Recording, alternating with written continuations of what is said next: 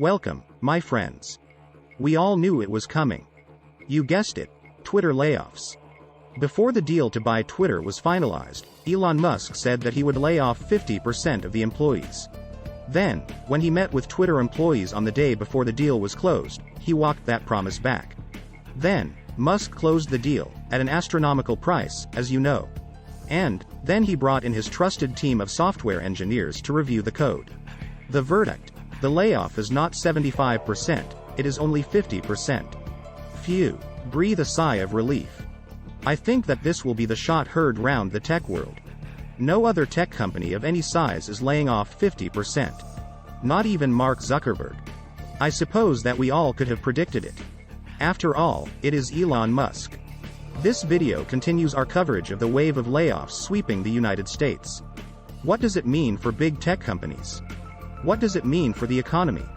And, what does it mean for the future of the United States? But, before we get into all of that, please press the like button and leave us a comment below. We would love to hear from you. Please subscribe and hit the bell icon so that you are notified of upcoming videos when they are released. The mass layoffs Twitter employees have now begun. People have been bracing for layoffs ever since Elon Musk began his takeover deal. Chief Twit is now planning to cut 3,700 employees from the Twitter employee base. That would be a 50% cut. But Twitter has not been profitable and needs to cut costs. And frankly, it has had too many layers of management, and executives were basically paid too much. Musk and his trusted team of advisors are still finalizing the terms for the layoffs. They are considering is offering laid-off employees 60 days of severance pay. Musk might break the news to affected employees as soon as Friday. Those who get to keep their jobs probably cannot work from home again. Musk is also planning to put an end to Twitter's work from anywhere policy. Employees will now be required to work in the Twitter office, with maybe a few exceptions. Twitter employees had been worried about changes that Musk might bring. Now, it seems that their intuition was right and they had every right to be nervous. But Musk discussed this before he took over the company. It's no secret that the Elon Musk is not a fan of work from home arrangements. For example, he ordered Tesla and SpaceX employees an ultimatum. Basically, he demanded that employees spend 40 hours in the office or leave the company. If you recall, Musk telegraphed that he was prepared to cut 75% of Twitter employees in the weeks leading up to the deal closure.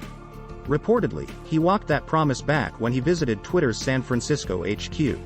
Nevertheless, it was pretty clear that layoffs were still in the cards. And why wouldn't they be? After all, Twitter has never been profitable. How long did people think that this state of affairs could continue? Was this some kind of alternative venture-backed reality?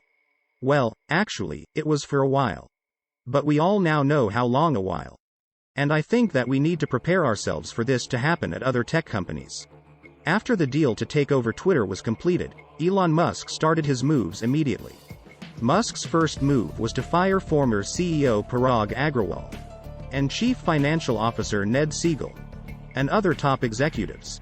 A number of director-level and vice president-level positions were let go over the weekend. Some remaining Twitter employees in management positions were asked to create lists of employees that could be cut. Those layoff lists were ranked and rated based on each employee's contribution to Twitter's code. Musk brought in his crack team of trusted engineers from Tesla to assess the Twitter software engineers. Musk is clearly ordering a mass layoff to save money because Twitter is burning cash. Musk is also implementing monumental changes for Twitter to earn money. For example, the price of Twitter Blue is being raised to $8 a month from $3 per month. The new pricing could go into effect as soon as Monday. The subscription will also be a necessary requirement for Blue verification badges from now on. But users who are already verified will be allowed a grace period of months to start paying before they lose their checkmark. Elon Musk's moves are going to set a new benchmark for tech companies. This is especially true of social media companies. Musk is making very bold moves as he usually does. But frankly, there are a lot of tech companies that are not profitable. But I think that the day of reckoning has finally come. And Silicon Valley needs to get real. This is a necessary step, and I think that it will become the standard for unprofitable tech unicorns. It might also become the standard for tech companies that have slowing or negative growth. Like Meta. And Netflix.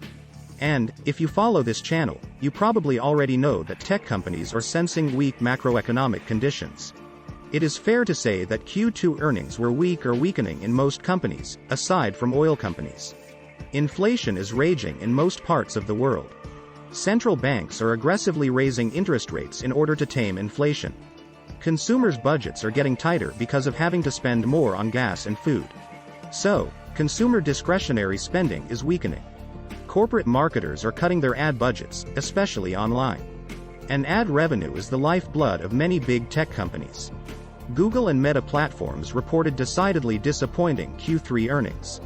Meta has posted shrinking revenue for 2 quarters and maybe a third quarter as well. Both companies have hinted at layoffs, but not actually made detailed announcements. Meta has begun quietly pushing out a significant number of employees. The company has restructured departments and given employees 30 days to find a new job within the company. This enables the company to cut a lot of positions without having to issue pink slips en masse. Analysts expect these reductions to be a precursor to deeper cuts. Meta is trying to cut costs by at least 15% by the end of the year. These days, employees with good reputations and strong performance reviews are being routinely fired. Meta has about 83,000 employees, which is 32% higher than at this time last year.